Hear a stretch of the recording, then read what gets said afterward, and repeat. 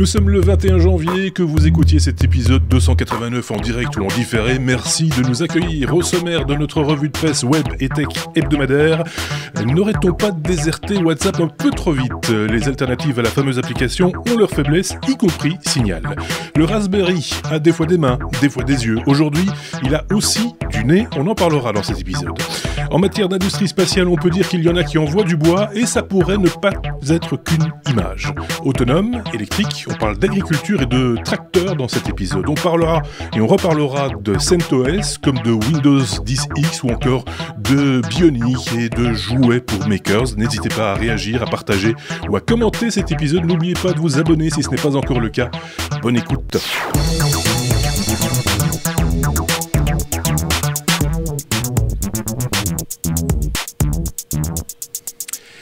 Merci de nous rejoindre une fois de plus pour un nouvel épisode des Technos. Chaque semaine, on se retrouve pour une revue de presse, je le disais, un petit peu particulière puisque mes petits camarades, les chroniqueurs que vous retrouvez chaque semaine et qui changent de place les uns par rapport aux autres régulièrement, choisissent eux, en fonction de leurs envies, de leur sujet de prédilection, choisissent les différents sujets que nous vous proposons chaque semaine. C'est le cas, une fois de plus, avec mes deux petits camarades. D'un côté, nous avons David, en direct de Bangkok, Thaïlande, mais natif de Namur, capitale de la Wallonie, où habite notre ami Benoît, qui est de l'autre côté.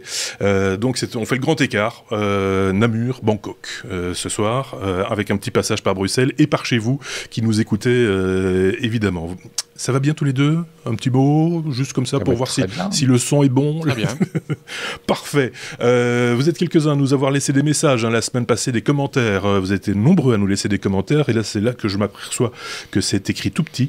Donc, je vais m'arracher les yeux en saluant Arco, Damien Vigneron, Jean-Michel Cusiac, excusez-moi si j'écorche vos noms, mais c'est vraiment écrit tout petit, Jean-Michel Rému, Olivier Skimf, Jax, Xavier Wautier, Master Ghoster, Chapi Chapeau, Angris Boy, Natacha, Nicolas Saint-Lay, 626, Nicolas Falemplin, quelque chose comme ça, enfin bref, Num V2, Mohamed, Sébastien Boireau, JF Didier, Édouard Ier, Aferneo, Pierre Laure, Éric Bourdin, David Regaki, ainsi que Cubignol. J'espère que j'ai pas égratigné trop vos pseudonymes, je vais y arriver, mais c'est vraiment, je ferai pas la même bêtise la prochaine fois, c'est promis. J'ai choisi de le mettre à droite, sur mon écran de droite pour une fois, et c'est pas la même configuration que l'autre écran.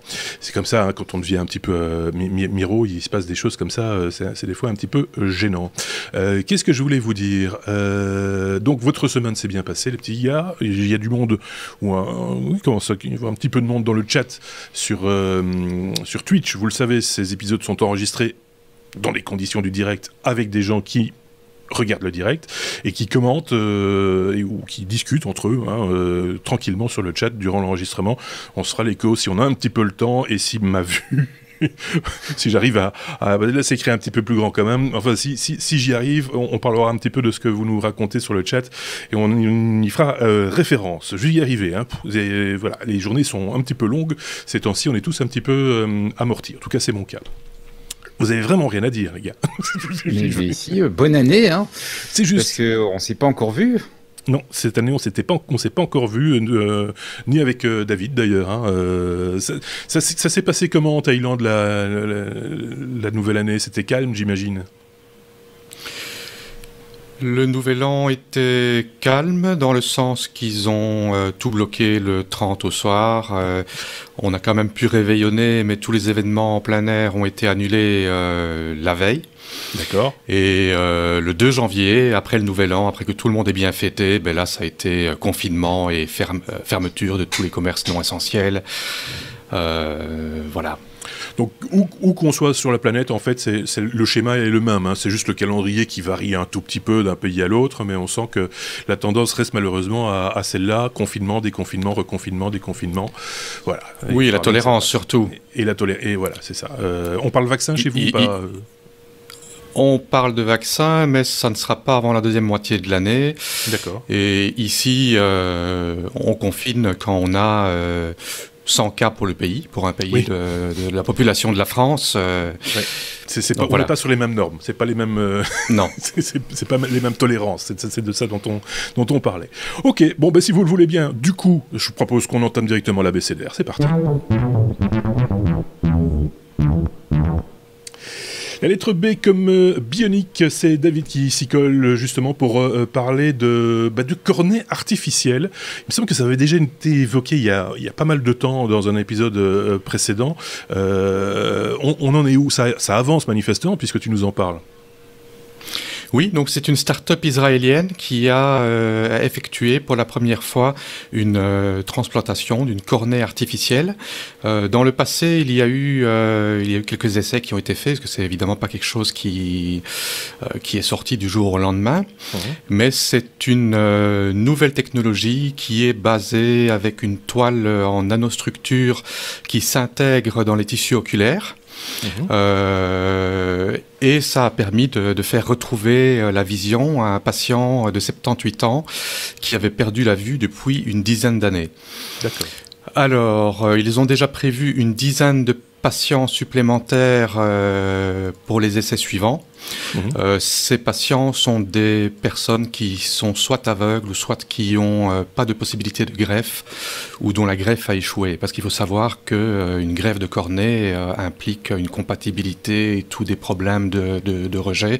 Ouais. Donc c'est un grand pas en avant pour les personnes malvoyantes et pour la bionique, pour l'intégration d'organes artificiels dans le corps humain. Moi, ça m'impressionne toujours, dès le moment où on fait rentrer comme ça un appareil, on peut dire ça, c'est un appareil dans le corps humain et qu'il est accepté par le corps humain, ne serait-ce que déjà le cœur artificiel, par exemple. Moi, je trouve ça chaque fois très, très bluffant et assez incroyable, les avancées qu'on peut avoir. Alors, la vue, en plus, là, je ne sais pas ce que tu en penses, Benoît, mais on touche quand même à quelque chose. Enfin, moi, chaque fois qu'on parle de l'œil, de la vue, et qu'on dit qu'on va approcher de cet œil, ne serait-ce qu'un bistouri, moi déjà je suis en panique, donc je sais pas ce que tu en penses, mais... Oui, tout à fait, je suis un peu comme toi, j'ai peur, et en plus j'ai été un peu traumatisé parce que dans mon jeune âge j'ai eu un petit souci avec un œil, j'ai dû avoir une opération à l'œil, donc c'est effectivement c'est toujours un petit peu mais tu parlais du cœur artificiel et ça les progrès sont spectaculaires. Je me souviens quand j'étais gamin, il y a eu le premier cœur artificiel, et je pense que le patient n'a pas vécu un mois avec le cœur. C'était quelqu'un qui était condamné, qui de toute façon, avait un petit peu, c'était porté volontaire parce qu'il savait qu'il était tout à fait en fin de vie, et il savait que le cœur artificiel pouvait le sauver, mais sans doute pas pour des années. Et quand on mesure les progrès qu'on accomplit dans ces matières, effectivement, c'est extraordinaire. Et puis au moins c'est des progrès chouettes, quoi. C'est des choses utiles. C'est pas comme un certain nombre de choses dont on parle parfois en disant c'est quand même dommage. Ici, voilà, je trouve ça quand même positif. La vue, c'est rendre la vue à quelqu'un, ne serait-ce que partiellement déjà. C'est comme rendre l'ouïe à quelqu'un, ne serait-ce que partiellement. C'est chaque fois, si la technologie peut amener à ça, et c'est ça qu'on aime bien aussi chez les technos, on va pas se mentir. Avec les autres chroniqueurs, souvent c'est à cette conclusion-là qu'on arrive quasi systématiquement. C'est si tout ça n'était fait que pour arriver à ça vaudrait déjà le coup. En gros, c'est voilà, si tous les bidules idiots qu'on fait tout autour, etc. Parmi tout ça, il y a quand même un élément qui fasse que on arrive à faire de la recherche et avoir ce type de résultat. Le jeu en vaut la chandelle, j'ai envie de dire. C'est bien précis, mais évidemment, je le rappelle pour ceux qui nous suivent pour la première fois, c'est tout à fait probable, c'est tout à fait possible. On met toutes les références, les articles qui ont été lus par mes petits camarades, on met les liens évidemment dans la description de la vidéo sur YouTube et dans notre blog lestechno.be, donc n'hésitez pas à aller jeter un petit coup d'œil. Et si vous avez vous-même une opinion sur le sujet, n'hésitez pas à la partager également en commentaire ou sur le chat en direct. Vous êtes évidemment toujours les bienvenus. On passe à la suite.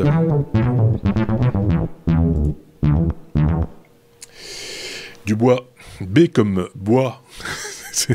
Il y a toujours dans les sujets choisis par Benoît, il y a toujours un petit côté nature. Il faut le reconnaître. Alors des fois c'est parce qu'il va nous parler de bouffe. Aujourd'hui, il nous parle de bois. Est-ce que j'ai un sujet bouffe cette semaine? Je ne sais pas, je ne pense pas. Mais donc, il y a un sujet bois, par contre. Il faut que je trouve. Il y a un sujet végétal. Un sujet bouffe. Voilà, un sujet végétal et une très très vieille entreprise, puisque je vais parler d'une société qui s'appelle Sumitomo. Sumitomo Forestry, qui est une société qui a, tiens-toi bien, enfin tenez-vous bien, 330 ans. C'est incroyable ça. 330 ans, c'est absolument incroyable. Évidemment, les forêts, ça vit longtemps, donc il y a sans doute un rapport autour de ça. C'est des investissements qu'on fait sur le très très long terme. Ouais. Et cette société s'est associée à l'université de Kyoto et à l'astronaute japonais Takayo Doi. Bon, si quelqu'un sait comment ça se prononce, merci de clarifier. Bref, ils se sont associés pour construire un satellite en bois. Alors ça paraît un peu rigolo. Moi j'ai vu ça, j'ai fait exactement comme toi. J'ai rigolé en disant mais en fait c'est pas bête du tout parce que on commence à avoir un vrai problème de pollution spatiale. 60% des satellites qui ont été lancés et qui orbitent toujours autour de la Terre ne servent plus et donc ils sont des déchets en fait qui orbitent autour de la Terre. On sait qu'il y a un certain nombre de solutions maintenant qui veulent lancer des constellations très importantes avec de très grands nombres de petits satellites, mais en très grand nombre. Encore dernièrement, Starlink, les 60 satellites supplémentaires lancés par SpaceX. Voilà, exactement. Et donc, la question, c'est qu'est-ce qu'on fait de ces déchets, en fait? Et la réflexion, c'est de se dire, avec un matériau qui pourrait résister à l'espace et qui serait adapté au voyage spatial et qui serait adapté à toutes les contraintes-là, mais qui, au bout d'un certain temps, se dégraderait, soit parce que voilà, dans l'espace, il va finir par se dégrader, soit dans la rentrée dans l'atmosphère, parce que les satellites, quand ils rentrent dans l'atmosphère, ils prennent feu, ils se détruisent, mais en fait, apparemment, ce faisant, ils rejettent énormément de polluants. Le bois, quand il brûle, il fait des cendres et puis c'est pas très gênant. Et donc l'objectif, c'est de construire un satellite avec autant de bois que possible. Peut-être que les circuits électroniques seront pas en bois, mais le maximum de composants en bois qui bien sûr aura été traité, adapté.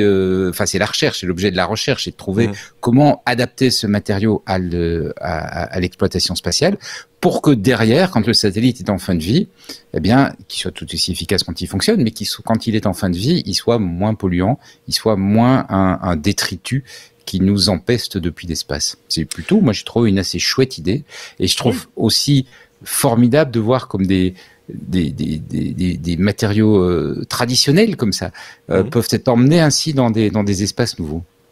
Alors, il y a l'aspect un peu écolo, presque limite bobo.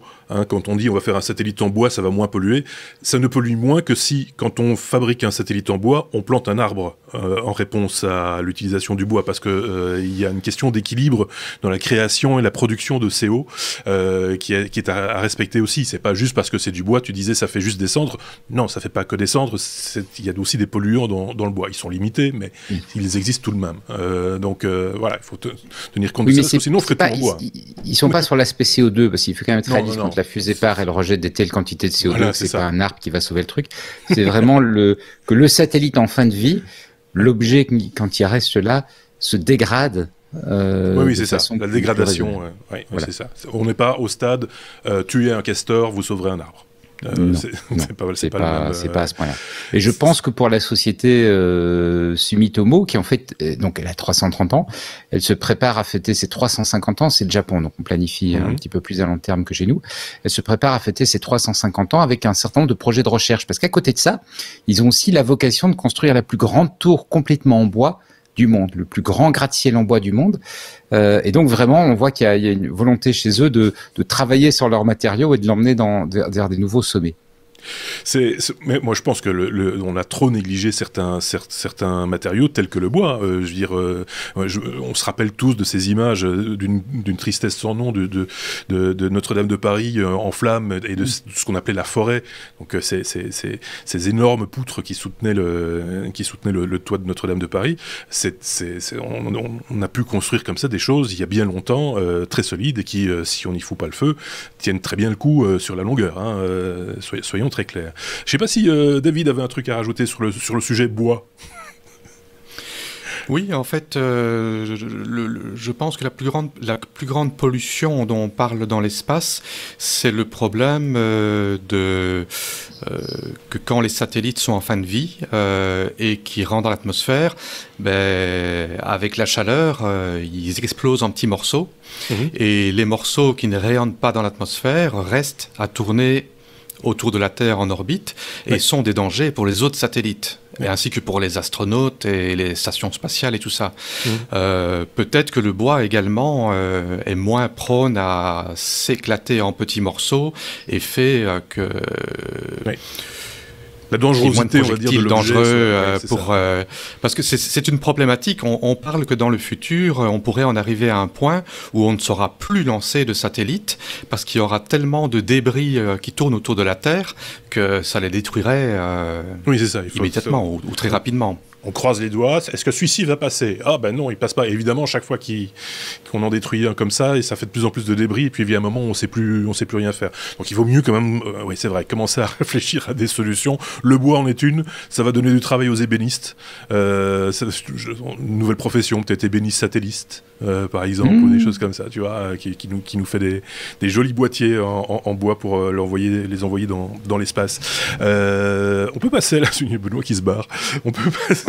Je suis un petit peu distrait par mon chat qui demandait avec insistance que je lui ouvre la porte.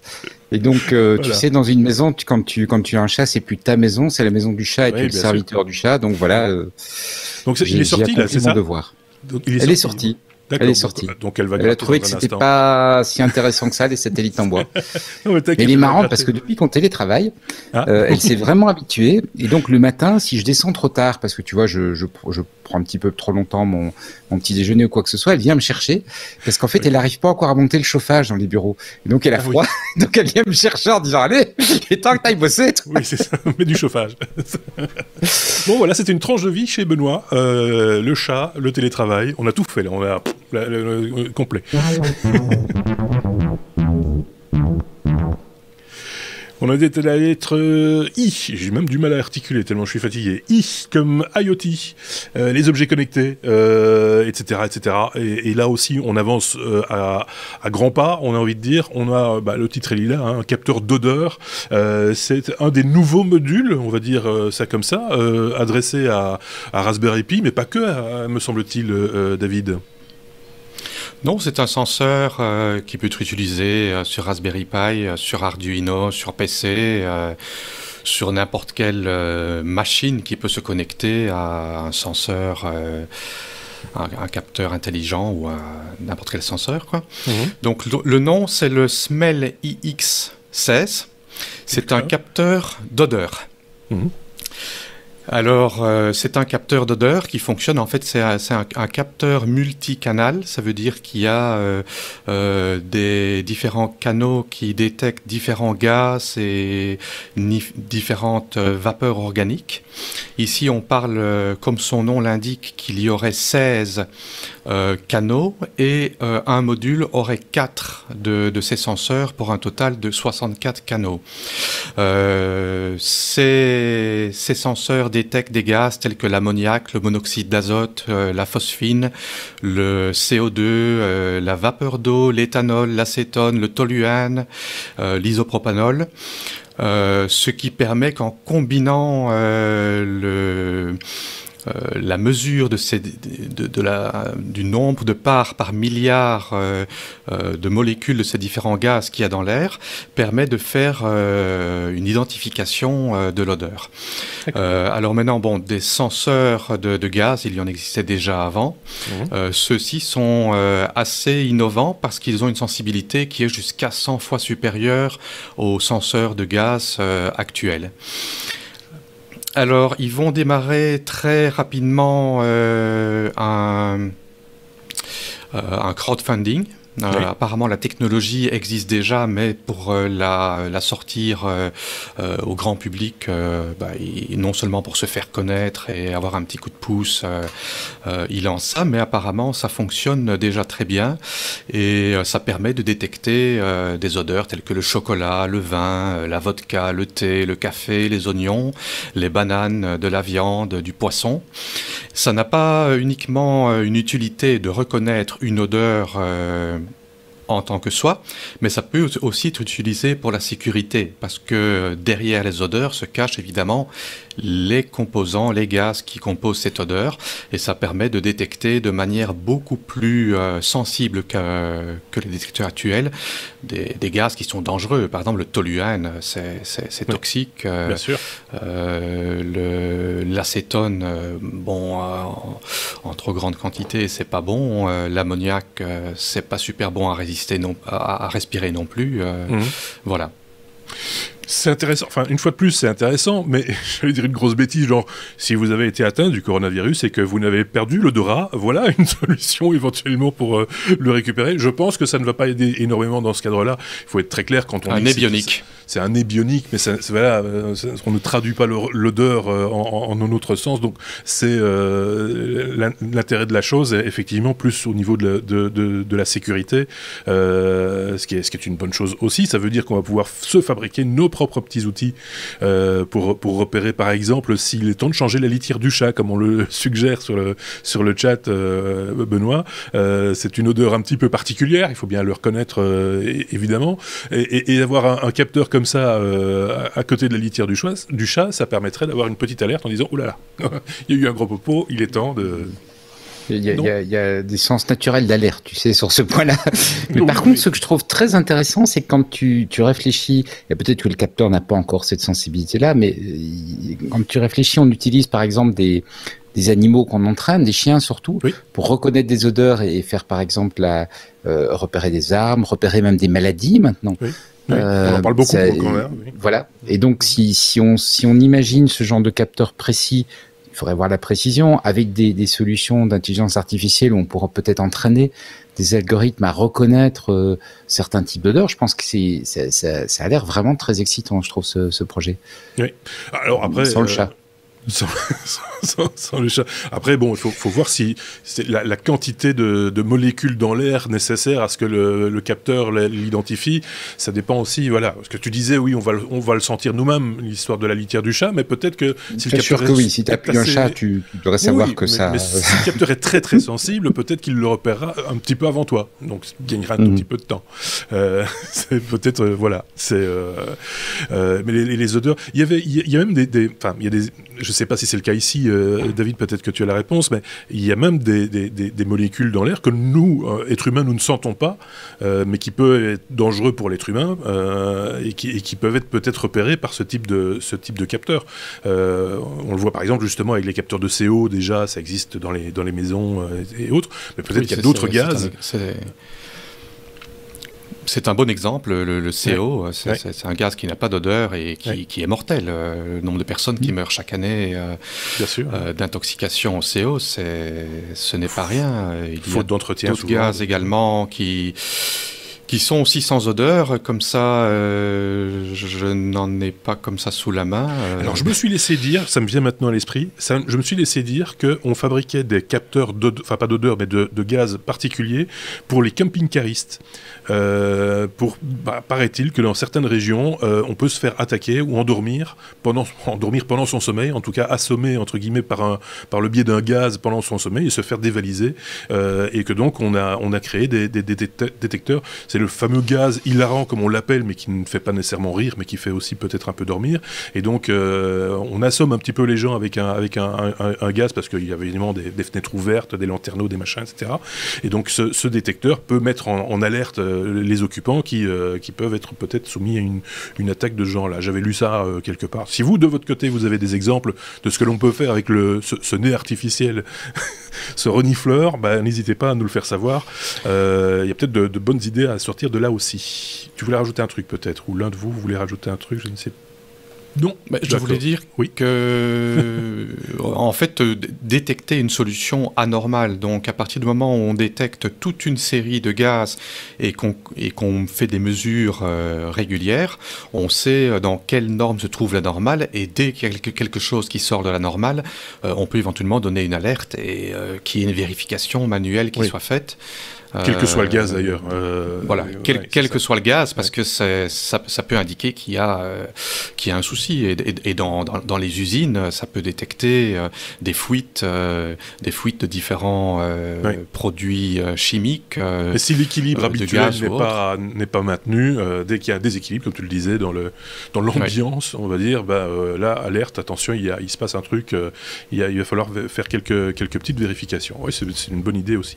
On peut passer peut-être à la suite, sauf si quelqu'un nous laisse un message. Avec des réseaux de neurones, intelligence artificielle, on devrait arriver à de l'identification performante. Oui, pourquoi pas. Effectivement, c'est ce qu'on nous dit sur le chat du Twitch. J'aime bien dire chat du Twitch. On est à la lettre M. M pourquoi d'ailleurs Mécanica. Mécanica, de quoi s'agit-il? Benoît, tu vas nous expliquer ça. Voilà, c'est une société belge qui va bientôt lancer. Donc on reste un peu dans les deux thématiques précédentes, puisqu'on va reparler de bois et on va reparler de crowdfunding qui va arriver tout bientôt. C'est une société belge qui va bientôt lancer un crowdfunding pour une CNC nouvelle avec un certain nombre d'atouts qui s'appellera l'Evo.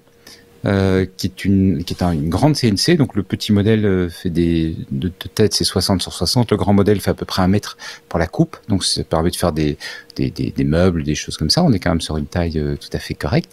La société fournit déjà des CNC. Mais là, ils ont voulu repenser. CNC, juste pour ceux qui ne savent pas ce que c'est CNC, c'est l'acronyme. Pardon, oui, excuse-moi. C'est une imprimante, en faisant très simple, c'est une imprimante 3D, ce que je pense tout le monde connaît, mais qui, au lieu d'ajouter de la matière, l'enlève. Et donc, le principe, en fait, sur le fond, c'est pas tout à fait correct ce que je dis, parce qu'une imprimante 3D est une machine CNC. C'est-à-dire, c'est une machine contrôlée par un ordinateur qui va pouvoir se déplacer dans 3 directions, avant, arrière, gauche, droite, au bas. Et au moins, parce qu'il y en a qui font 4 directions, il y en a qui peuvent faire tourner des pièces et tout, on va rester simple. Et qui à partir de là, la question c'est qu'est-ce qu'on met sur le bras qui se déplace. Et généralement, quand on parle d'une CNC tout court, ce qu'on met sur le bras qui se déplace, c'est une fraise qui tourne et qui va du coup abraser de la matière. Et donc ça te permet de graver du plastique, de graver du métal, mais surtout de graver du bois en fait. Et donc ça te permet de faire des meubles avec des formes un petit peu intéressantes, des formes un petit peu particulières. Ça te permet de graver des petits dessins, des images, etc. dessus. Il y a pas mal de CNC qui sont capables de graver du bois, qui sont également capables de prendre un petit laser et qui du coup te permettent de faire des annotations ou des textes dessus. Voilà.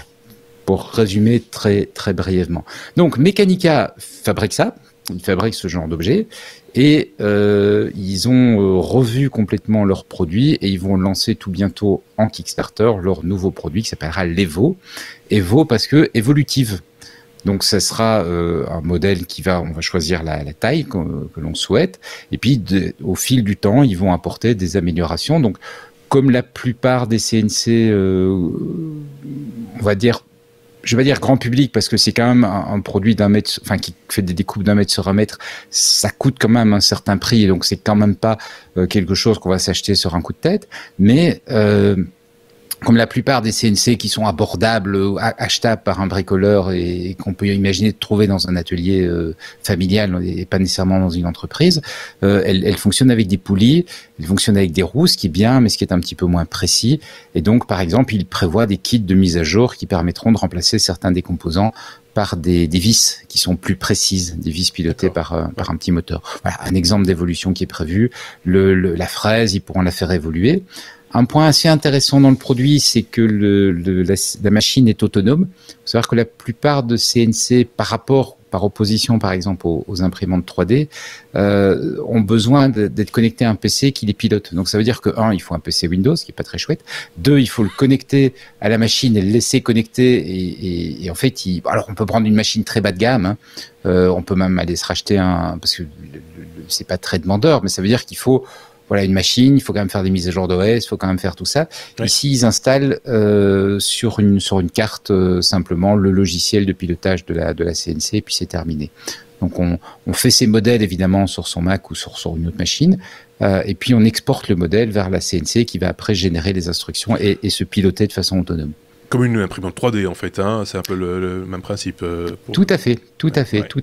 Alors, les mises en garde classiques, puisqu'il va s'agir d'un Kickstarter, ils annoncent une date, ils vont pas la tenir. ils vont prendre au moins 6 mois de retard, peut-être 2 ans. Ouais. Ce qui veut dire qu'il est possible que sur ces 2 ans, il y ait des produits plus intéressants qui sortent et vous regretterez d'avoir mis l'argent dedans. Faut juste le savoir. Ça veut pas dire que je suis pas du tout en train de vouloir dégoûter les gens. Je parle juste d'expérience. Le crowdfunding, c'est vraiment bien. Moi, j'en ai fait beaucoup. Je trouve que c'est vraiment chouette. Mais il faut pas le faire en se disant, chic, c'est une manière d'avoir un produit moins cher. C'est pas ça. Chic, c'est une manière d'aider une entreprise à réaliser un projet innovant, intéressant et chouette. Et on a en bénéfice le fait qu'au bout d'un certain temps, on va recevoir un produit à un prix souvent effectivement intéressant. Mais il faut vraiment pas le faire en se disant tiens, je vais avoir le truc. Et deuxièmement, même si le risque est plus faible ici puisque la société existe déjà, produit déjà, etc., on a toujours le risque que le produit ne soit jamais délivré. Et donc en fait, on a mis l'argent et puis on ne l'aille pas. Oui, c'est un beau jouet en tout cas. Hein. On a une idée, tu l'as dit, ou j'ai peut-être raté ça, ce qui m'étonnerait très fort, une idée de ce que ça coûte, ça Alors, va coûter ils ont annoncé les prix, donc ils annonceront pour la 650 sur 650 de surface de travail, elle sera en super early bird, donc les premiers achats à 1610 €. D'accord. Ce qui est une réduction de 1000 € par rapport au prix de vente qu'ils prévoient. Et la version de 1 mètre sur 1 mètre sera à 2150 €. Sachant que ça, c'est vraiment les super early bird, donc il y aura que 20 machines disponibles à ce prix-là. Et ensuite, on va passer sur les early bird ou les prix Kickstarter normal. Et là, on est à 2000 pour la plus petite, 2200 pour la plus petite. Et pour la plus grande, il y a un modèle intermédiaire aussi, mais pour faire simple, je le donne pas. La plus grande, elle sera au maximum à 3000 €.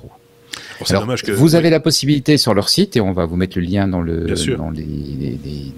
compte rendu, bref, en dessous du podcast. Vous aurez le lien pour vous permettre. Il y a la possibilité de s'inscrire sur une liste pour recevoir un mail dès que le Kickstarter est activé et espérer être dans les 20 premiers.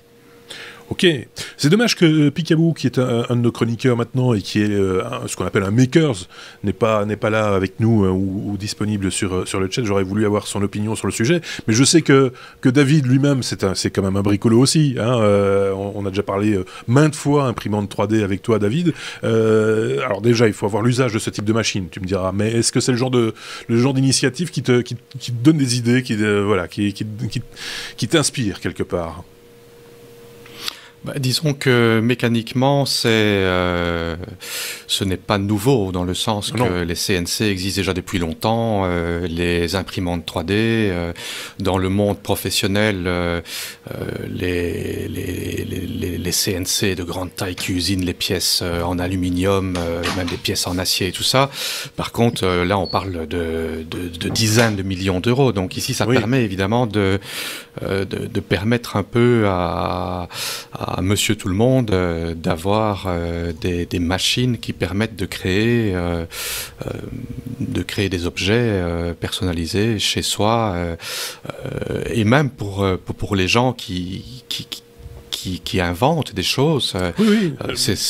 C'était prohibitif dans le passé. Faire un prototype par une société avait un coût énorme. Et puis, le prototype, je sais pas, coûte 500 ou 1000 €. On se rend compte que le trou est 3 mm plus haut que ce qu'il devrait. Si on veut refaire un autre prototype, c'est reparti pour 500, 1000 € et 3 semaines d'attente. Toutes ces machines, CNC, imprimantes 3D, ça permet de raccourcir très fortement le cycle de développement. Et quelqu'un qui nous suit, qui est dans la lunetterie, qui dit que c'est fort intéressant pour son secteur d'activité, pour faire des lunettes sur mesure, sans doute des montures de lunettes sur mesure, ou de faire peut-être des essais, D'un point de vue artistique, il y a moyen de faire des choses aussi certainement formidables. Hein. On voit ça de temps en temps, des designers qui se servent de ce type de machine. Alors souvent c'est des machines industrielles, mais ici on pourrait le faire à plus petite échelle, peut-être sur des objets plus petits, ou sur des concepts plus portable, on va dire. Ça va surtout être le type de matériau que tu travailles, sur lequel tu vas être plus limité. Oui. Ici, c'est quoi? On usine quoi? Tu disais du bois, mais j'imagine qu'on peut mettre... Le bois, le plastique sans problème, les métaux non ferreux... Enfin, il faudrait voir à l'usage. Ça dépend de la fraise aussi. On l'a pas encore vu. Le bois, le plastique sans problème, sans doute. Les métaux non ferreux, sans doute avec un peu plus de difficulté. Et puis on s'arrête là, quoi. Là où Oui, les c'est machines ça. industrielles vont effectivement pouvoir travailler des matériaux plus solides, mais en même temps, je pense que pour un usage personnel, comme ici pour faire des montures, etc. C'est déjà un très bon choix. Hein. Ouais, ouais.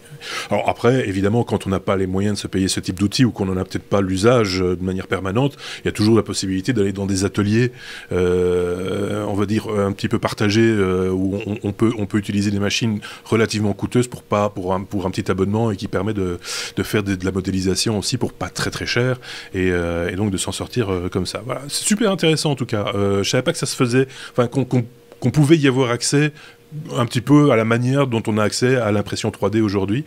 C'est des outils voilà. Les prix sont pas encore les mêmes parce que tu Non. as quand même des contraintes mécaniques qui sont assez différentes. Hein. L'intérêt de l'impression 3D, enfin la facilité, si je peux dire, qu'a l'imprimante 3D, c'est qu'elle n'a pas de résistance à vaincre puisqu'elle dépose la matière. Oui. Là, ici, il faut enlever la matière, donc il faut quand même des pièces un petit peu plus mastoc. Mais c'est vrai que les prix par rapport à même il y a 5 ans, et la qualité de ce qu'on trouve, la finition de ce qu'on trouve pour le grand public est en train de bondir en flèche. Oui. C'est vraiment super réjouissant. Oui. On nous parle d'acétate de cellulose en lunetterie, par exemple. Donc voilà. On apprend aussi des trucs avec vous, c'est chouette aussi. Merci pour ça aussi. Donc on va suivre enfin j'imagine toi Benoît, tu vas garder un petit œil dessus quand même pour voir comment ça évolue et tu nous en donneras des nouvelles dans l'avenir, je pense.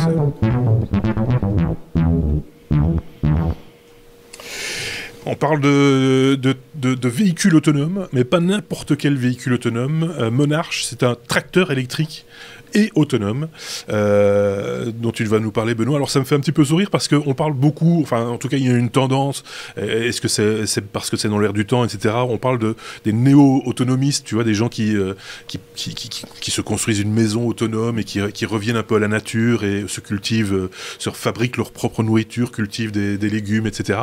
Quand on parle d'autonomie et d'électrique, on est un peu dans le même concept, sauf que là, on est vraiment dans de la haute technologie. Donc de quoi, enfin j'imagine que tu vas nous expliquer en quoi celui-ci est particulier. Alors, d'abord, il est électrique. Oui. Et puis ensuite, c'est un tracteur. Donc, c'est un véhicule utilitaire, évidemment. C'est un véhicule utilitaire, évidemment. Et c'est vrai, quand on parle de véhicule électrique, souvent on pense aux véhicules du quotidien, mais là, on est sur un produit clairement utilitaire. Pour suivre la news, je me suis renseigné cet après-midi sur le secteur des tracteurs électriques et c'est assez passionnant.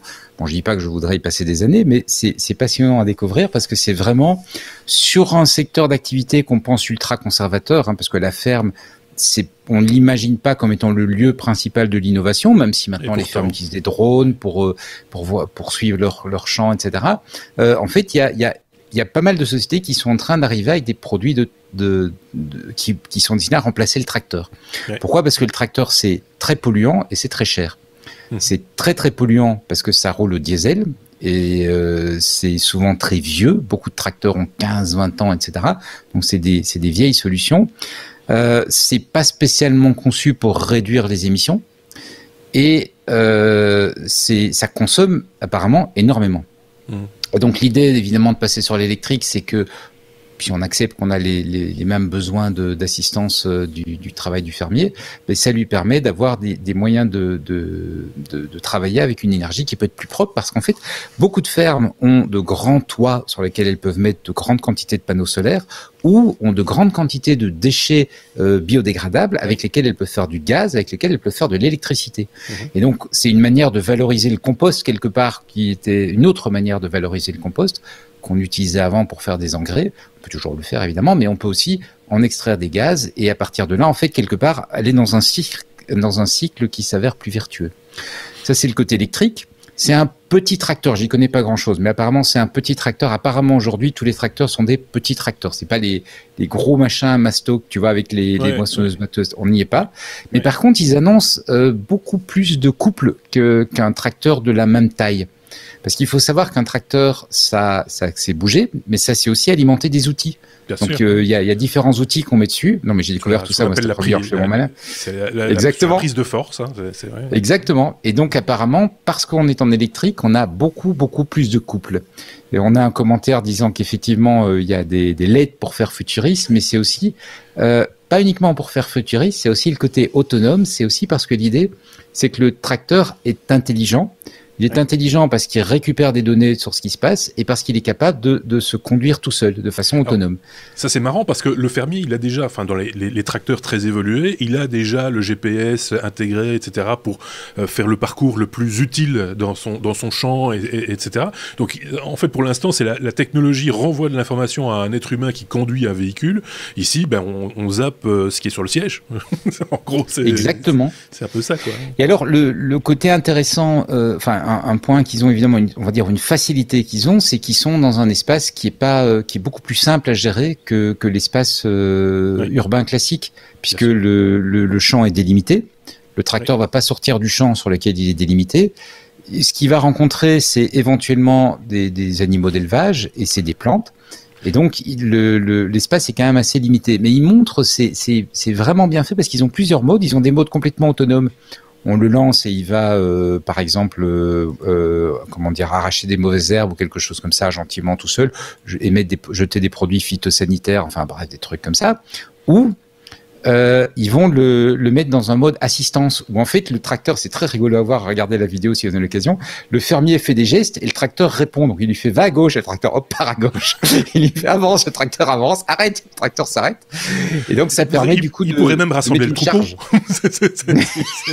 Si on a un élevage, tu vois. Voilà. Et donc ils annoncent que le produit est très avantageux financièrement, puisque d'abord, comme on a dit, en termes d'énergie, il consomme une énergie qu'on pourrait dire sur la ferme, donc ça permet d'être intéressant. Il a pas mal d'éléments là-dessus, mais surtout toutes ces fonctions autonomes permettent en fait de travailler beaucoup plus longtemps. Et alors, ce qui m'a bien amusé aussi, puisque j'étais en train de découvrir le sujet cet après-midi, c'est que, et ça c'est pas spécifiquement cette marque-là, ce sont toutes les marques qui ont l'air de faire du tracteur, c'est quelque chose qui est réparable. Parce que les fermiers, ils aiment bien réparer leur matériel eux-mêmes. Ah mais c'est un vrai métier, hein, la mécanique agricole, tu peux faire une spécialisation en mécanique agricole quand tu prends des cours de mécanique professionnelle, oui, ça fait partie, parce que c'est très spécifique, avec des outils très spécifiques et avec aussi des contraintes de sécurité particulières, hein. On est quand même devant des grosses machines, hein, des engins qui pèsent plusieurs tonnes, etc. Là, c'est plus modeste, ces tracteurs-là, mais l'idée aussi, et les exemples qui sont donnés dans les vidéos, nous montrent un tracteur qui parcourt les vignes, qui va sur... Enfin voilà, c'est pas la comme tu disais, c'est pas la moissonneuse-batteuse quoi, qu'on imagine, c'est pas le monstre jaune au milieu du champ. Là, c'est plus le petit tracteur d'épandage ou de traction. Voilà. Il est mignon en plus. Hein. Ça n'a pas besoin de rouler très très vite non plus, un tracteur. Hein. Donc non, mais par contre, ça a besoin d'une très longue autonomie. Oui, et du couple aussi, parce que bon voilà, ça tire des charges aussi, hein, c'est quand même, voilà, c'est des bœufs quoi. Moi je trouve ça passionnant, hein, très honnêtement, je trouve ça, je sais pas ce qu'en pense David, mais alors on me dira toujours, oui mais enfin l'être humain est capable, on peut faire revenir, on fait ça, hein, de plus en plus d'ailleurs, hein, on fait revenir les animaux dans les champs pour faire de la culture, pour de petite taille évidemment, mais oui, on peut revenir à ça aussi, mais ici on traite pas d'animaux, on traite de technologie, donc forcément on parle de nouvelles technologies dans le domaine. David, un avis, une opinion? Techniquement, c'est très intéressant. C'est un peu comme tout ce qui est drone, les aspirateurs autonomes de maison qui eux doivent détecter les obstacles en plus. Il y avait des tondeuses autonomes qu'on avait vu à un moment qu'on n'entend plus vraiment parler. C'est vraiment chouette.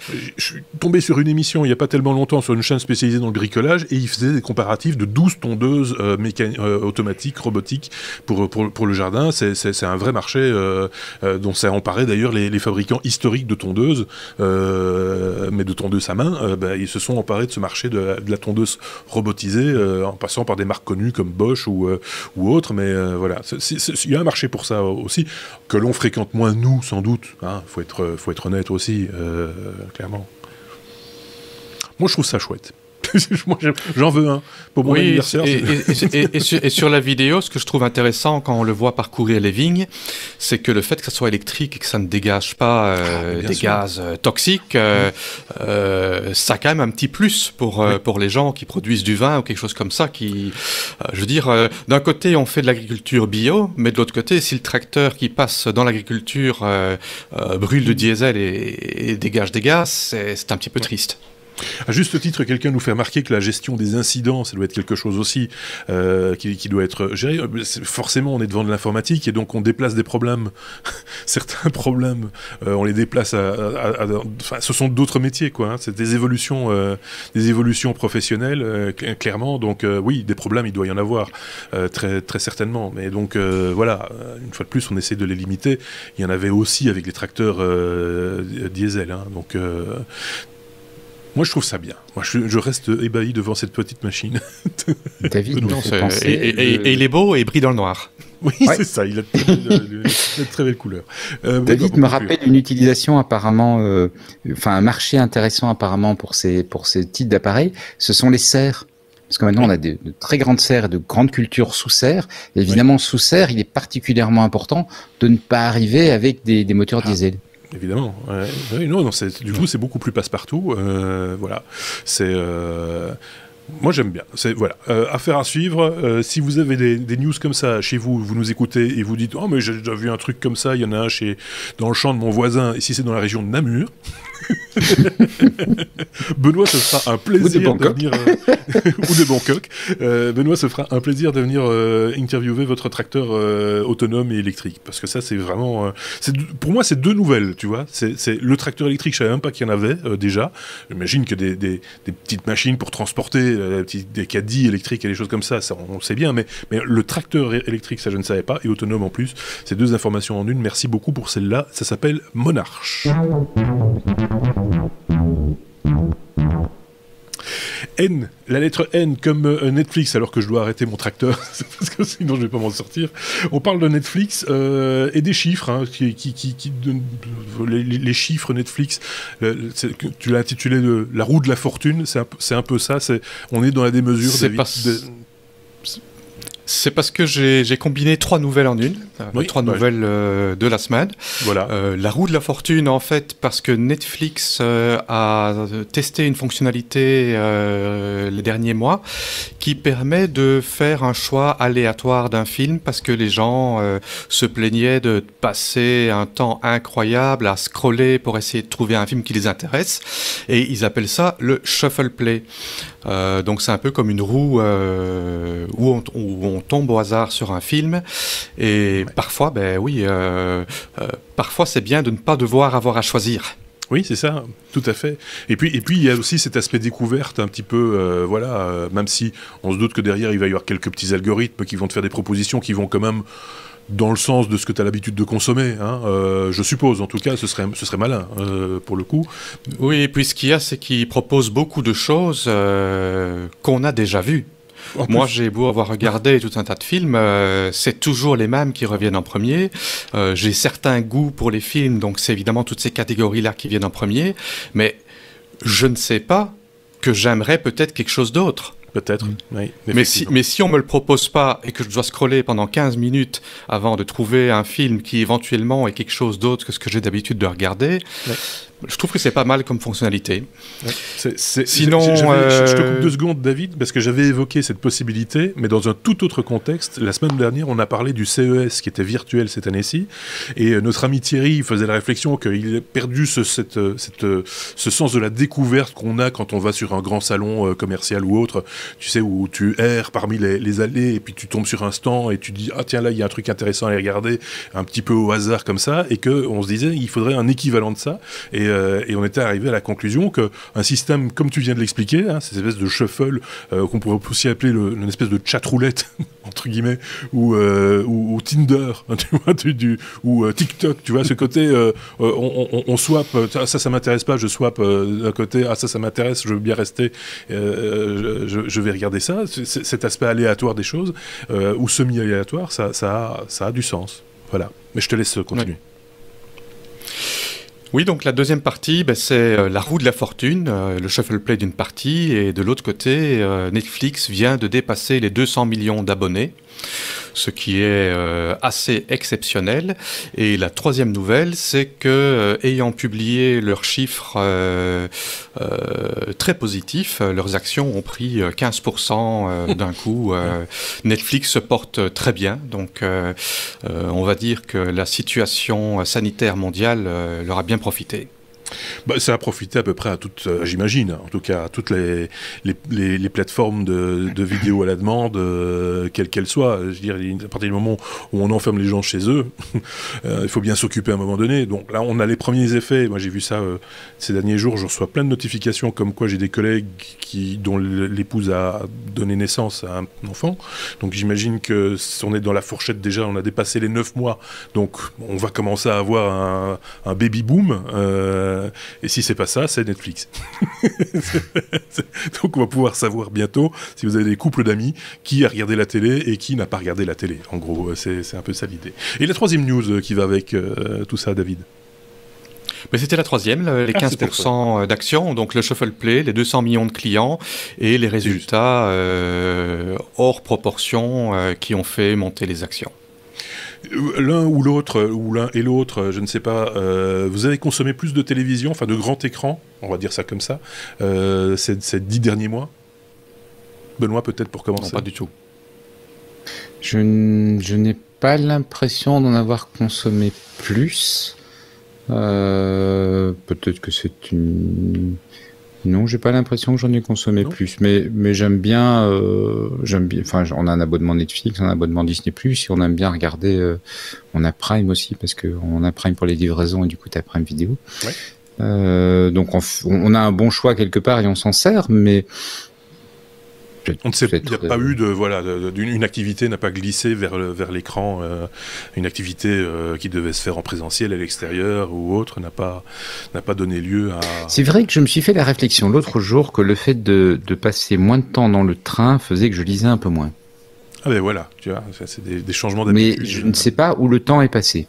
Donc je n'ai pas l'impression qu'il est passé sur Netflix, mais je ne sais pas ce que je fais d'autre à la place. Je sais que je cuisine des choses plus compliquées.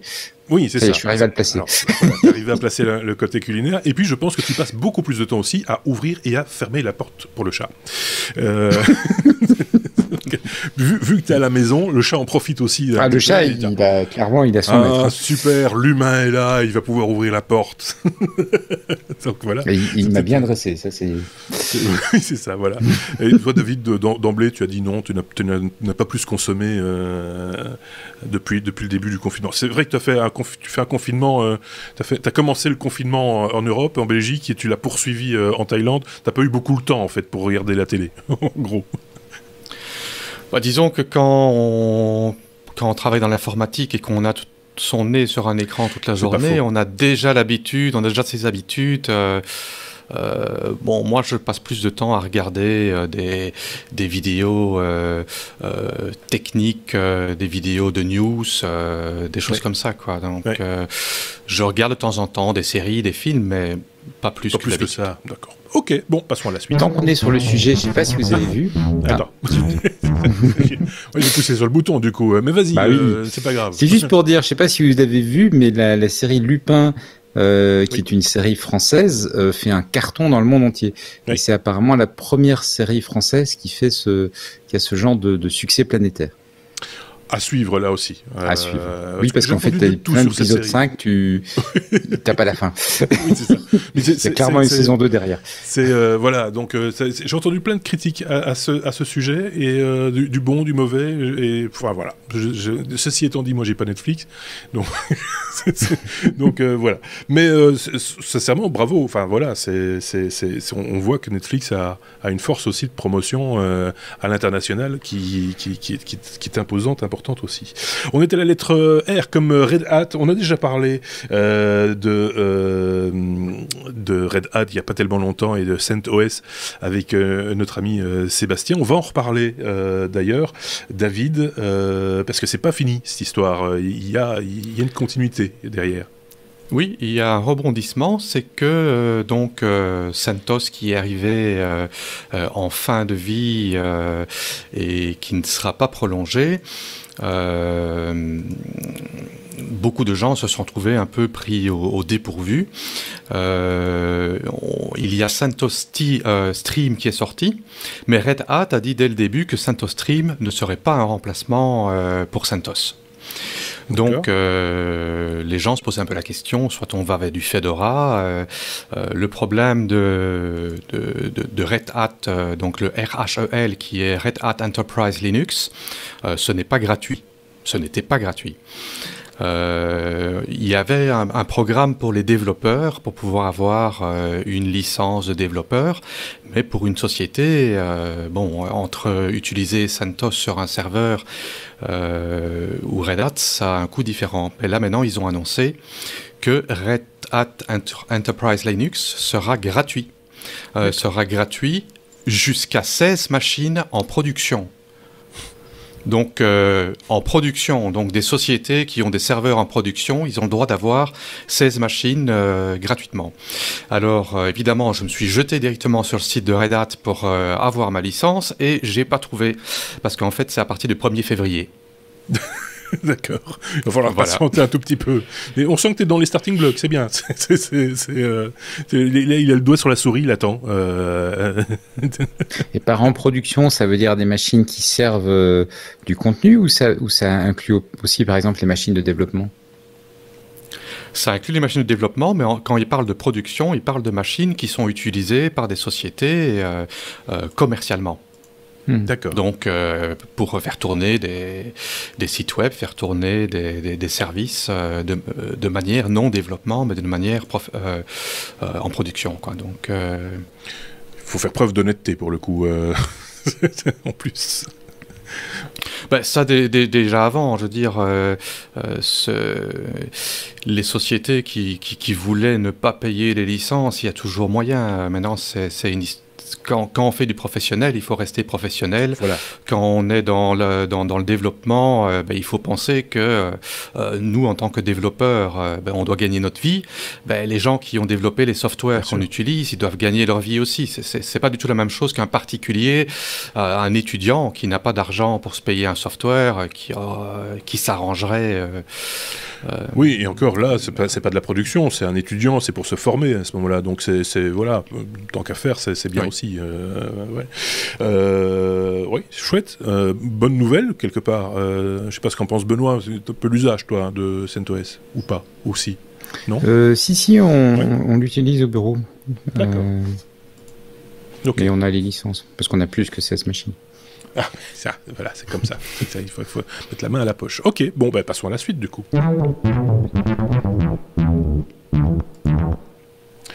Voilà une news qui va intéresser notre ami Xavier qui est dans l'équipe, a fait la promotion de Signal, depuis de longs mois. Et je pense qu'il a même pollué Elon Musk, tellement il a ratissé large pour Signal, pour cette alternative, et évidemment à la messagerie de Facebook. C'est qui en parle d'ailleurs? C'est Benoît qui parle de Signal, mais pas que de Signal d'ailleurs, il faut être clair. Tout à fait. Le truc, c'est qu'aujourd'hui, on met l'accent sur Signal parce que c'est l'application qui semble vers laquelle tout le monde semble se diriger en quittant WhatsApp. Mais le problème est en fait assez généralisé, puisque Facebook Messenger, Google Duo ont exactement le même problème. On se souviendra peut-être qu'en janvier 2019, un gros problème de sécurité avait été trouvé dans FaceTime. Parce qu'on pouvait amener FaceTime sans que l'appelant ait fait quoi que ce soit, à ouvrir le micro et donc à permettre d'entendre. Je me souviens plus si on peut ouvrir la caméra également, mais enfin à permettre au moins d'entendre et peut-être de voir, alors que en fait l'appelant n'est même pas conscient qu'il est appelé. Et on s'était tous dit d'ailleurs à l'époque, oula, attention, pendant les prochains jours, on va être un petit peu prudent sur notre FaceTime. Alors depuis, le problème a été corrigé, mais l'équipe Project Zero de Google, qui cherche les failles et les problèmes dans un grand nombre de logiciels, a examiné les différentes applications de messagerie et a trouvé que le problème était très très généralisé. La plupart d'entre elles ont le même problème, et en particulier, puisque c'est le petit à la mode pour le moment, Signal a également le problème. Et donc, ben voilà, ça montre que c'est peut-être pas une mauvaise idée de quitter WhatsApp vu l'évolution. Enfin, je pense que c'est même plutôt une bonne idée de quitter WhatsApp vu l'évolution de ces conditions et vu les problèmes autour de la vie privée que ça entraîne. Mais par contre, malheureusement, ben, ça met la lumière sur les autres applications et donc il va y avoir plus d'utilisateurs, donc plus de pirates qui vont être tentés. Et donc, il est urgent que ce genre de travail pour voir si elles n'ont pas des failles de sécurité se mette en place. Oui, effectivement. Alors quand on dit c'est pas plus mal de quitter WhatsApp, etc. Ça fait bouger les lignes aussi. Hein. C'est pas du bête boycott ou la peur d'être espionné ou nécessairement. C'est aussi de dire à ces grandes boîtes comme Facebook et autres, ne faites pas n'importe quoi parce que la sanction elle est relativement rapide et le public ne s'y trompe pas. D'ailleurs, Facebook a fait une petite marche arrière en disant on va pas appliquer ces nouvelles comment on appelle ça. Conditions d'utilisation. Ces conditions d'utilisation, on va pas les appliquer aussi rapidement que ça, on va attendre encore un petit peu. Ils vont quand même les appliquer, ils vont réécrire le texte d'une autre manière, mais ils les appliqueront à un moment ou à un autre. De toute façon, c'est l'intention. Ils y vont, donc voilà. Mais on ne vous oblige pas effectivement à quitter WhatsApp si vous avez envie de rester chez WhatsApp. C'est tout ce qu'on dit simplement, et on n'est pas les seuls à le dire, c'est à un moment donné, on joue avec nos données personnelles. On peut aussi nous faire un petit signe en disant, écoutez, s'il y a des alternatives, en tout cas, on peut aussi se rebiffer et dire on n'est pas d'accord et c'est une forme de manifestation. Voilà. Dans les trucs amusants autour de ça, je ne sais pas si vous avez vu, Microsoft appelle tout le monde à passer sur Skype. Oui. Vous vous souvenez de Skype? Oui. On a enregistré pendant très longtemps sur Skype. Oui. Et en fait, Microsoft dit mais passez sur Skype, n'allez pas sur Signal. Oui, c'est normal. C'est assez rigolo. C'est de bonne guerre. Ouais. Donc, oui, c'est de bonne guerre, mais en même temps. Et puis on a sans doute tous quelque part un compte Skype qui traîne encore. Sans doute, moi j'en ai encore 2. Même encore 2 machines qui sont dédiées à ça. Donc, mais voilà, c'est pas mort, hein. Ça a encore son utilité, mais voilà. Je vois des commentaires, mais je n'arrive pas à les lire. Le problème, c'est que mon avis, la gestion des incidents. Non, ça c'était là tantôt. Mais on sait bien que ces services. Oui. Mais on sait bien et puis ça s'arrête là. Ah, c'est bizarre. Donc n'oblige pas à quitter WhatsApp, on demande juste d'installer Signal pour rester en contact avec ceux qui ont supprimé WhatsApp. Oui, aussi. C'est pas faux, c'est pas fou du tout. Voilà, parce que c'est vrai que on en avait parlé d'ailleurs la semaine dernière, me semble-t-il. Je ne sais plus si c'était en enregistrement ou si c'était en off, mais c'est vrai que c'est difficile de faire passer, de changer les habitudes de ces contacts aussi. Moi, je le vois chaque fois que j'ouvre Signal, je vois des contacts supplémentaires. Ils arrivent au fur et à mesure. Donc voilà, là aussi, j'ai envie de dire affaire à suivre. On verra bien qui va gagner à un moment donné. Mais je trouve que c'est vraiment pas malsain du tout d'avoir plusieurs applications différentes et de pouvoir passer de l'une à l'autre sans pour autant être des geeks et s'assommer avec de l'IRC ou ou des vieilleries de ce genre-là, quoi. Tu vois. Mais de toute façon, il me semble qu'on a toujours changé d'application de messagerie tous les 3 ou 4 ans. Hein. Je ne sais pas si tu te souviens d'ICQ. Oui, je ne sais pas si tu te souviens, tout le monde utilisait ça, la solution d'AOL. Enfin voilà, bah oui, effectivement, tout le monde utilisait une époque et puis brusquement on est passé ailleurs et puis hop, on passe ailleurs. Oui, et on se disait ICQ, on ne voit pas la vie sans ICQ. C'était le truc génialissime. Et puis tout d'un coup, sans s'en rendre compte, tout le monde est passé sur MSN Messenger quasiment. Oui. Lentement. Et puis ils l'ont coupé. Et alors là, en effet, on est passé vers d'autres messageries pour rester en contact avec les gens avec qui on pourrait plus rester en contact avec Messenger, parce que ICQ existe toujours. Oui, donc mon compte ICQ d'il y a 20 ans, il existe toujours, quoi. Ah bah écoute, mais MSN Messenger, c'est mort. N'hésite pas à me donner ton code ICQ, parce que je le mettrai en référence. Sébastien, qui fait partie de l'équipe, vous savez, il y a une page avec l'équipe et les différents liens pour communiquer avec les différents chroniqueurs des technos. Eh bien, le seul qui a encore une petite fleur, et j'ai dû chercher pour avoir la petite fleur, à côté des autres icônes, tu vois, il a son compte ICQ et manifestement il fonctionne encore. J'ai encore un compte ICQ aussi, mais je suis désolé, j'ai perdu le mot de passe et ça c'est bien embêtant parce que je ne parle pas russe. En attendant, JV Arto a fini la phrase qu'il mettait en commentaire. Donc on sait bien que ces services gratuits vivent sur le commerce de nos données. Bah oui, on en parle depuis longtemps, hein, effectivement. Si on n'est pas le client, c'est forcément qu'on est le produit, quoi. Ouais, voilà, c'est ça l'idée. Donc Donc changer de crèmerie régulièrement, ça finalement, c'est pas ça plus brouille mal. les pistes. Ça brouille un petit peu les pistes, et puis c'est amusant de découvrir des nouvelles fonctionnalités. Tiens, ils ont fait ça comme ça fonctionne mieux qu'avant, machin, etc. Voilà. On en est à la lettre W. W comme Windows. Pour le coup ici, Windows 10X pour tous les appareils. C'est qui en parle? C'est David qui nous parle de cette version de Windows. Oui. Donc Windows 10X, ça faisait déjà un certain temps que Microsoft en parlait. Au début, c'était censé être un système d'exploitation pour les appareils ayant plusieurs écrans. Donc les laptops à 2 écrans ou avec un écran et avec un écran qui est du côté clavier, soit un demi-écran ou même plus grand. Était censé quelque chose qui soit vraiment orienté vers ce genre d'appareil. Mais apparemment, il y a une version bêta qui semble être plus ou moins finale de Windows 10X qui a été leakée. Et maintenant, apparemment, ils vont sortir Windows 10X pour toutes les machines, même qui ont un seul écran. Alors, c'est un système d'exploitation qui n'est pas qui ne va pas remplacer Windows 10. C'est fort simplifié, un peu style Chrome OS. On n'a pas le bouton démarrer, c'est très épuré.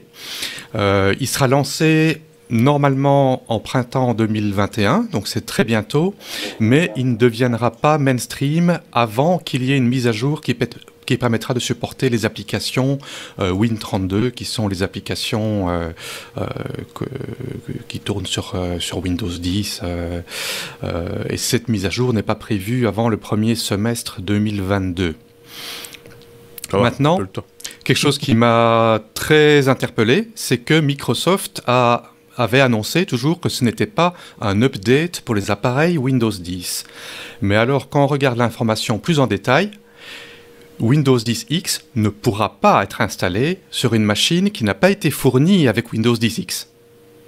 D'accord. Il n'y aura pas d'image ISO et il n'y aura pas de possibilité de l'acheter pour un nouveau PC. Donc, soit on achète une machine qui a Windows 10X d'origine, ou on ne l'a pas. Ok. Et ça, je trouve que c'est bizarre. Mais je pense qu'il y a une volonté de comment dire, de ne plus simplement vendre du Windows, du software, mais c'est de vendre le matériel avec, de lier matériel et... oui, mais en même temps, on a répété à l'envi aussi que de plus en plus ces entreprises se tournaient vers du service, du cloud et des choses comme ça. On le voit ça avec Teams par exemple chez Microsoft. Est-ce qu'ils ont deux vues très différentes et deux stratégies concurrentes entre guillemets? Je trouve ça assez dur quand même, cette histoire-là. Enfin, il y a quelque chose que je ne trouve pas clair, parce que j'ai eu beau chercher, regarder les previews, je n'ai absolument rien trouvé d'attirant par rapport à un Windows 10 qui tourne déjà aujourd'hui sur des laptops à 2 écrans. Donc, ce nouveau Windows, il faudra voir ce qu'il va apporter, et le fait qu'en plus, on ne peut pas l'avoir si on n'a pas acheté une machine qui l'a d'origine. Voilà, à voir. Réflexion faite sur le chat, effectivement. Est-ce que c'est pas fait essentiellement pour leur matériel, c'est-à-dire Surface? C'est l'impression que j'ai, parce que c'est de ça qu'ils parlent. Ils ont parlé de leur nouveau laptop Surface avec 2 écrans et probablement quelques partenaires sélectionnés par leurs soins, mais... Peut-être faire vivre en parallèle un Windows 10 qui s'installe sur n'importe quelle machine, enfin et de l'autre côté, avoir leur OS spécifique pour leur propre device. Là, par contre, ça pourrait avoir une certaine logique. Je ne sais pas ce qu'en pense Benoît, qui va te dire pourquoi il n'y a pas de pomme. Bref. Oui, non, j'ai pas compris non plus la logique, mais je suppose que ça va se clarifier dans le temps. Hein. Bah, on a jusqu'en 2022 pour... Oh, bah ça va. Oui, parce que la première année, ça n'aura pas vraiment d'utilité si c'est pas compatible avec les applications Windows standard. Bon, oui, là encore une fois, je vais le mettre en titre, hein, je vais le mettre affaire à suivre, ou on va changer le nom des technos, on va dire affaire à suivre systématiquement, parce que c'est vrai que c'est intriguant, on va dire ça comme ça, c'est intriguant. Si quelqu'un est dans les mystères Microsoft ou des informations qu'on n'aurait pas vues, n'hésitez pas à les partager, évidemment, comme on lit toujours en commentaire sous la vidéo sur YouTube, mais vous pouvez le faire où vous voulez, via les réseaux sociaux ou sur notre blog lestechno.be. Vous êtes évidemment toujours les bienvenus pour nous apporter de l'information et débattre de ce dont on a parlé dans chacun de nos épisodes. On se fait un plaisir, s'il y a lieu et s'il y a raison, de vous répondre et de rentrer avec vous en conversation. Quand ça arrive. C'est pas toujours le cas, ça ne s'y prête pas toujours, mais c'est des fois le cas. Donc n'hésitez pas à mettre des pouces vers le haut de préférence. N'hésitez pas aussi à vous abonner si c'est pas encore le cas à notre chaîne YouTube, à nos podcasts également. Je me suis fendu d'une petite page sur notre site lestechno.be où je reprends point par point toutes les applications sur lesquelles nous sommes disponibles. Et il y en a un paquet. Je les ai recensées pendant le week-end. Ça m'a pris un temps fou. Donc profitez-en et les rendre hommage à mon travail quelque part. Parce que voilà, il fallait le faire à un moment ou à un autre. Et là, vous avez toutes les possibilités de vous abonner et vous pourrez choisir l'application qui vous convient le mieux, soit pour nous écouter, soit pour nous regarder, puisque les deux sont possibles, je tiens à le rappeler. Est-ce que l'un de vous a un truc à rajouter pour sa défense, comme on a l'habitude de dire en fin d'épisode? Non? Oui? Innocent, non. Je suis innocent. Totalement innocent. C'est pas moi, c'est le chat. David aussi. Il faudra qu'on voit sa frimousse de ces quatre au chat. Parce qu'on je vais bien essayer de l'attraper si tu veux, mais elle va être de mauvaise humeur. Hein. ça va l'énerver un tout petit peu. Tu sais quoi, je vais te mettre un lien je vais te passer un lien sur une photo sur Flickr. Ah ben voilà. Moins risqué. C'est moins risqué. C'est ça, exactement. Parce que j'ai retrouvé tout à l'heure une photo de quand elle était toute petite sur mon... Enfin bref, je vais te mettre ça. Tu la mettras dans les sujets. Merci à tous les deux, merci à vous de nous avoir écoutés. Qu'est-ce que vous pourriez mettre en commentaire d'amusant? Ouais, par exemple le nom de votre chat. Et n'hésitez pas à partager des photos si vous en avez sur les réseaux sociaux, vous pouvez mettre des liens, hein. Je validerai, vous inquiétez pas. Merci de nous avoir suivis, merci David, merci Benoît, et on se dit à très bientôt pour de nouvelles aventures évidemment. Salut!